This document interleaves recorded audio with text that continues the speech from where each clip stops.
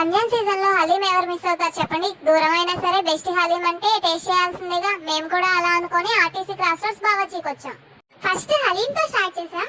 మేమైతే ఒక single full haleem తీసుకున్నాము. సింగిల్ వచ్చేసి 200, ఫుల్ 300 పడింది. హలీం అయితే ఫుల్ గీతో చాలా టేస్టీగా ఉంది. ఈ గీని చూస్తేనే మన హార్ట్ మెల్ట్ అయిపోతుంది.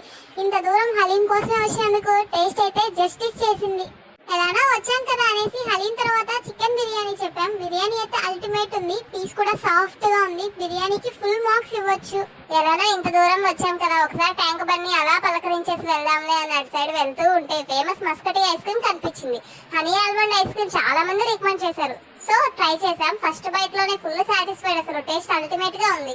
ఈ రోజు మా ఫుడ్ జర్నీ హలీం తో స్టార్ట్ అయ్యి ఐస్ క్రీమ్ తో పర్ఫెక్ట్ గా ఎండ్ అయింది. హైదరాబాద్ లో one of the best haleem and biryani అంటే మాత్రం మేమైతే ఆర్టీసీ క్రాస్ రోడ్స్ బావర్చీ అనే చెప్తాము. మీ ఫేవరెట్ ప్లేస్ ఏంటో కామెంట్ చేసేయండి.